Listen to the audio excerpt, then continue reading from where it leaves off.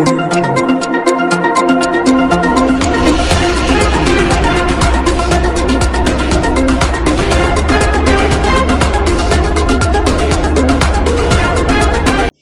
विधानसभा चुनाव को लेकर पंजाब में बीजेपी की सीटों का फॉर्मूला तय हो गया है। आज पार्टी अध्यक्ष जेपी नड्डा ने सीटों का बंटवारा किया। जेपी नड्डा ने प्रेस कॉन्फ्रेंस करते हुए कहा कि पंजाब में एनडीए गठबंधन जो हुआ है उसमें भाजपा, पंजाब लोक कांग्रेस और अकाली दल ढींढसा शामिल है। पंजाब में भाजपा 65 सीटों, पंजाब लोक कांग्रेस 37 और संयुक्त अकाली दल ढींढसा 15 सीटों पर चुनाव लड़ेगी। प्रेस कॉन्फ्रेंस कर जेपी नड्डा ने कहा कि पंजाब बॉर्डर पर स्थित राज्य है। देश की सुरक्षा के लिए पंजाब में स्थिर और मजबूत सरकार बनना आवश्यक है। Indian mirror today bureau report.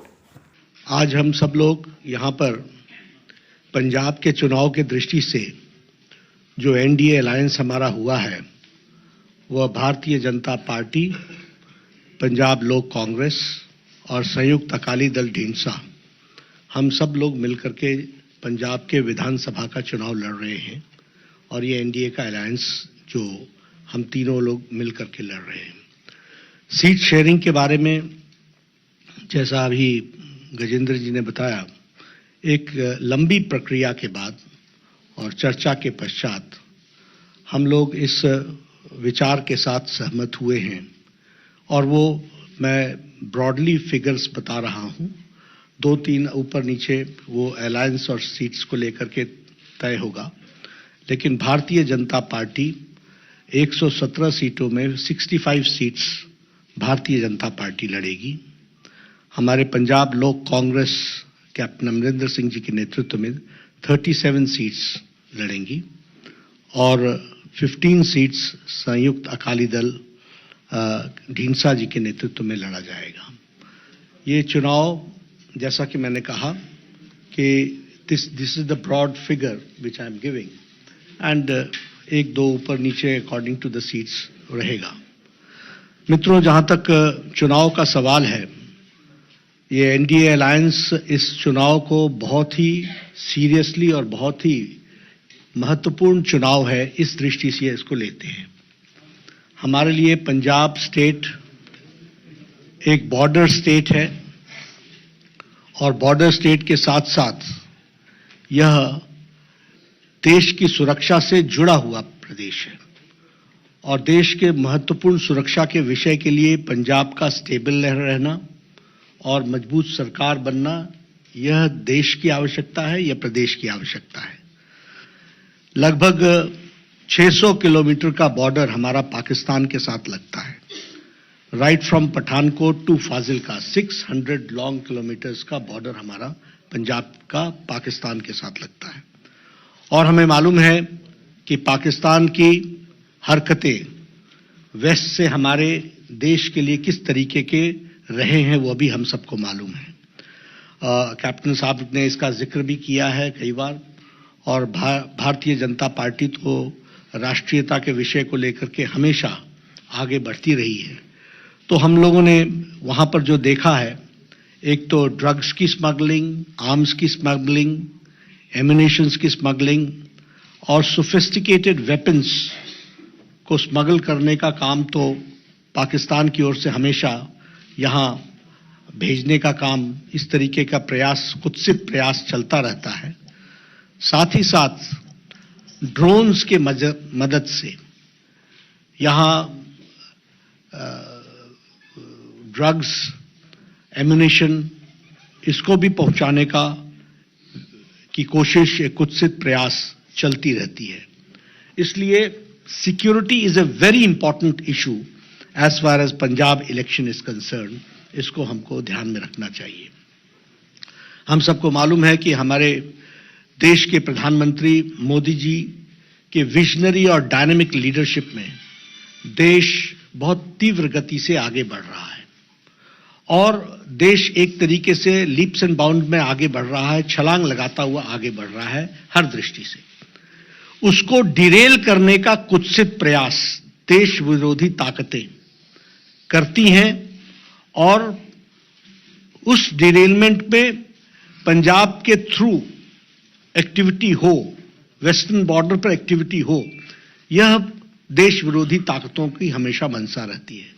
इसलिए यह चुनाव और पंजाब स्टेट हम सब के लिए बहुत ही महत्वपूर्ण होता है।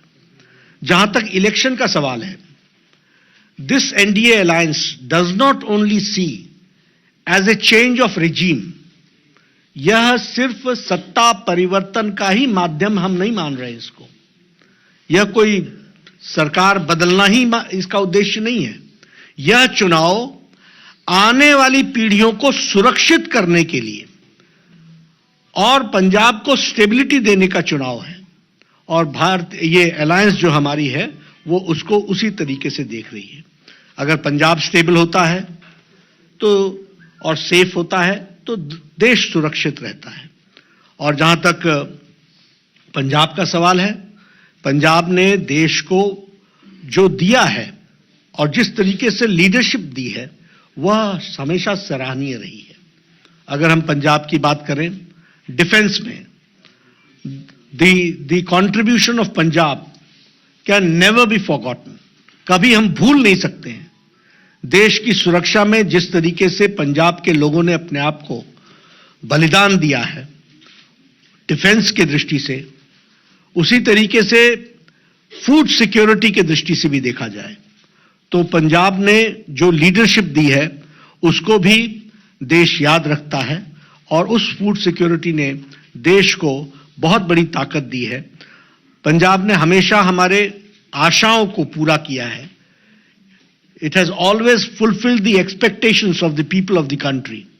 इसलिए Punjab has been a leader in its own way, और उन्होंने हम लोगों को दिया, हम लोगों को देश को एक दृष्टि से दृष्टि भी दी, दिशा भी दी है और ताकत भी प्रदान की है। इसको हमको ध्यान में रखना चाहिए। अगर हम सैक्रिफाइस की बात करें तो हम कभी भी गुरु गोविंद सिंह जी के बलिदान को नहीं भूल सकते, उनका हम योगदान को हम नहीं भूल सकते हैं। गुरु तेग बहादुर जी के बलिदान को हम नहीं भूल सकते हैं, जिनको हम हिंदी चादर के रूप में जानते हैं। उसी तरीके से अगर हम देखें तो जो शौर्य और बलिदान पंजाब का रहा है, उसको सदा सदा भारत का इतिहास याद रखेगा। इसलिए वैलर और sacrifice of Punjab is always kept in high esteem, and उसको हम पूरी इज्जत और पूरे याद करते हुए उसको हमेशा जो उन्होंने शहादत दी है, जो उन्होंने बलिदान दिया है, जो उन्होंने शौर्य दिखाया है, उसको देश हमेशा नमन करता है और याद करता है। पंजाब ने हम लोगों को सांस्कृतिक दृष्टि से भी नेतृत्व दिया है। पंजाब ने हम लोगों को राजनीतिक दृष्टि से भी नेतृत्व दिया है, और पंजाब ने आर्थिक दृष्टि से भी हमको नेतृत्व दिया है। सेंटर स्टेज पर अगर देखा जाए तो आज़ादी की लड़ाई में लाला लाजपत राय का योगदान हो, फिर चाहे शहीद भगत सिंह का योगदान हो, कभी भी देश नहीं भूल सकता है और देश हमेशा याद रखेगा उस बलिदान को। इसको भी हमको ध्यान में रखना चाहिए। अगर हम बात करें बलिदान की दृष्टि से, तो जब मैंने कहा कि शहीद भगत सिंह को हम याद रखते हैं, तो उसी तरीके से मास्टर तारा सिंह जी के भी कंट्रीब्यूशन को हम नहीं भूल सकते हैं। पंजाब को बहुत कुछ दिया है, पंजाब ने देश को बहुत कुछ दिया है, ये हमको ध्यान में रखना चाहिए। जहां तक आज पंजाब की स्थिति है, it needs a special attention. आज एक विशेष ध्यान देने की आवश्यकता है। पंजाब एक प्रोग्रेसिव स्टेट होने के बावजूद आज 3 लाख करोड़ के डेट में खड़ा है, और उसी के साथ साथ जो ये डेवलपमेंट इंडेक्स पर खड़ा था, धीरे धीरे खिसकते हुए ये नीचे की ओर आया है।